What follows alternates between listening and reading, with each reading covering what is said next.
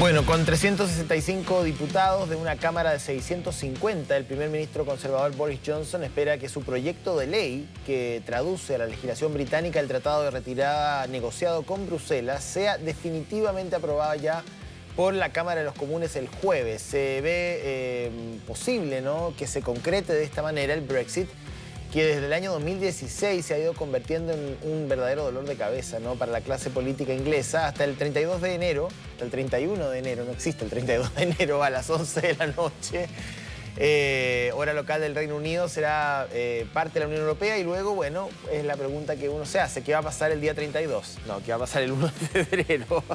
Estamos listos para comenzar a conversar de este tema con el académico de la Universidad Andrés Bello, Francisco Vicencio, que está con nosotros.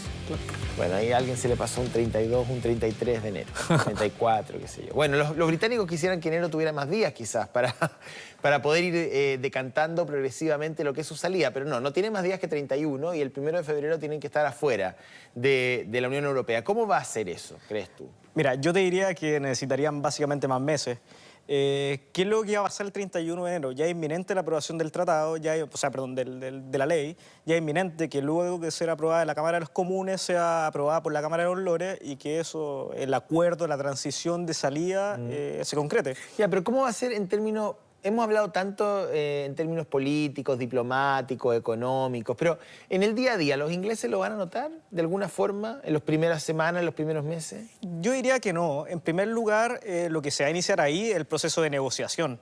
Se va a iniciar ahí estos 11 meses que yo diría que eso sí que va a ser el tiempo crítico. El tiempo crítico de manera cómo van a enfrentar, cómo se va a negociar la salida del Reino Unido dentro de la Unión Europea, qué aspectos económicos va a considerar, se va a mantener en algún aspecto político, en algún aspecto regulatorio. ¿Y hay alguna fórmula? Porque uno pensaría, bueno, si el Reino Unido es un buen socio para la Unión Europea, ¿por qué deshacer todo lo que ya se ha hecho, digamos, desde un punto de vista impositivo, por ejemplo, o de intercambio comercial, o de flujos de migración? Es decir, o sea, ¿se parte de cero o efectivamente se mantiene parte de lo que ya hay? La aspiración en estos 11 meses es al menos establecer alguna línea, digamos, eje, en aspectos sobre todo económicos. Por ejemplo, generar algún tipo de acuerdo económico para que ya pasado estos 11 meses, una vez finalizado este plazo, no sea una salida dura. Lo que sí, ¿qué es lo que se está levantando? Voces de alerta respecto a temáticas migratorias. ¿Qué es lo que va a pasar con los ciudadanos del Reino Unido que viven dentro del resto de los países de la Unión Europea? Y al revés. Y viceversa. ¿Qué pasa con el tema de los refugiados también dentro del Reino Unido? Y yo diría que estos 11 meses va a llegar a eso.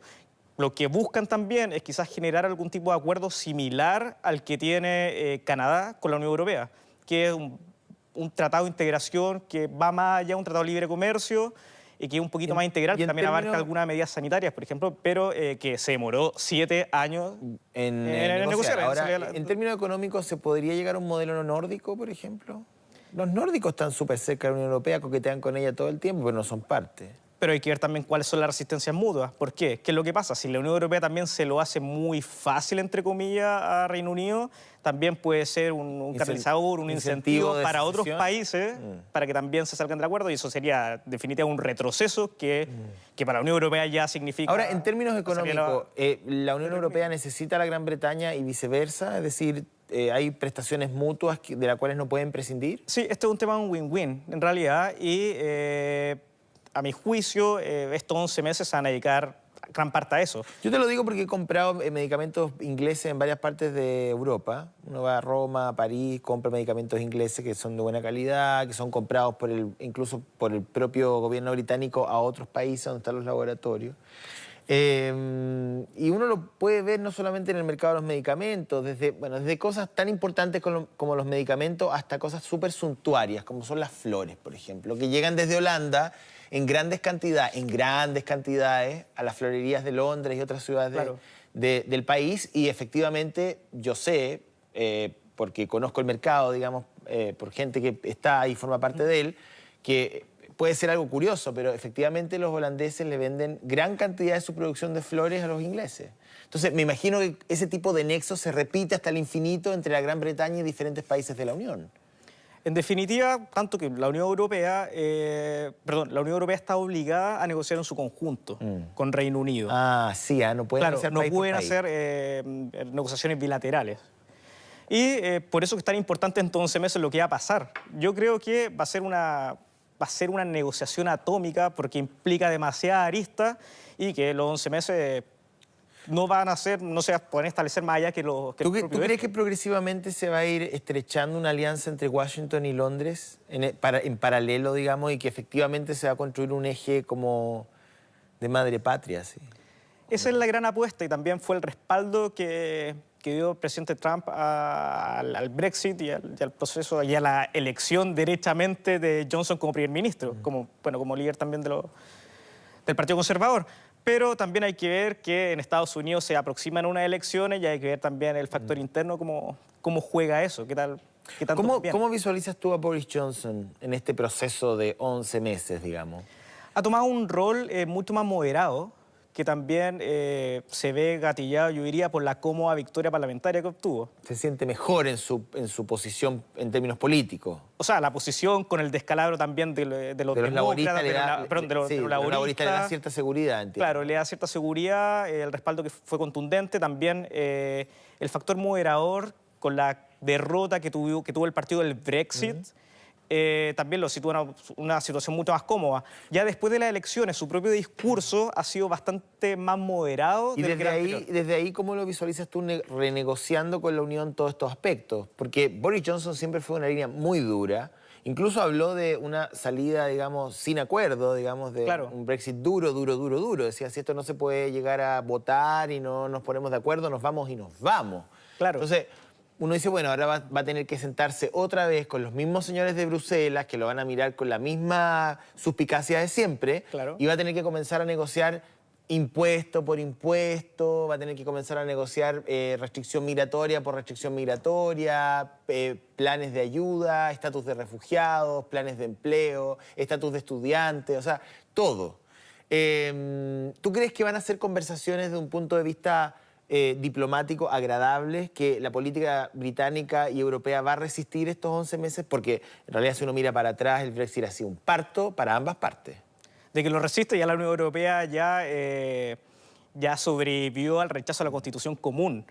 Pero sí, no, efectivamente, estos 11 meses sí van a ser durísimos. ¿Por qué? Porque no solamente lo económico es lo que se tiene que negociar, sino que también otras aristas que la fitosanitaria, aspectos medioambientales, que ya el gobierno francés ya está hablando de un estándar que la Unión Europea, perdón, que Reino Unido debería cumplir. Y yo diría que estos meses, si es que todos, siendo optimistas, van a establecer líneas comunes en los aspectos económicos para salvar eso. Hay dos elementos que me gustaría preguntarte que tienen que ver con la única frontera terrestre que va a existir entre la Gran Bretaña y la Unión Europea, que es la frontera que divide Irlanda del Norte de Dublín, básicamente. Y bueno, y Gibraltar, que es algo más pequeñito, pero que igual estuvo en la última parte de la negociación de May generando una tensión permanente con España, porque efectivamente hay muchos residentes de Gibraltar que trabajan en España o viceversa, que tienen negocios que atienden a españoles y muchos temen que, pese a que es una comunidad pequeña en relación a lo que ocurre en Irlanda, pero muchos temen que puede haber ahí algún tipo de roce, problema o, en fin, restricciones, ¿no? En el caso de Irlanda del Norte y Dublín, ¿tú crees que se pueden reactivar tensiones de secesión, terrorismo, en fin, algún tipo de amenaza de esa índole? Existe la garantía de la salvaguardia, pero viendo los resultados ahora ya están saliendo algunas voces dentro de Irlanda del Norte para unirse a lo que es el Gran Irlanda. La Gran Irlanda, la Gran Irlanda. Es el gran temor de la corona desde hace muchísimas décadas, ¿no? Pero también se le abrió el otro flanco, que es el flanco escosés. Entonces, que estaban llamando a agrupaciones políticas a un nuevo referéndum cuando ya Escocia votó y votó a favor de la corona. Y la reina Isabel II hizo una visita, entiendo que a Escocia. Pero podrían abrirse esas situaciones que estuvieron en el subconsciente británico durante todo este proceso. Ese es el gran desafío que tiene ahora Johnson. En realidad, cómo mantener a Reino Unido unida y cómo llevar a cabo una negociación de 11 meses que sea infructuosa y una negociación que, lo que te decía, muchos aspiran a tener el modelo canadiense que tiene el acuerdo con la Unión Europea, pero que tardaron 7 años. en negociarlo. ¿Y el Peñón de Gibraltar, cortito, podría generar roces con España? ¿Tú crees que eso es más fácilmente solucionable? Ya lo está generando desde el inicio, desde que se anunció el Brexit, porque es un asunto que tampoco no se ha abordado con mucha claridad, pero yo creo que es un problema mucho más acotado, más fácil de solucionar y que en realidad también es un factor de negociación importante que también España puede obtener algún grado de beneficio al respecto. Bien, pues muchísimas gracias, muy interesante esta conversación.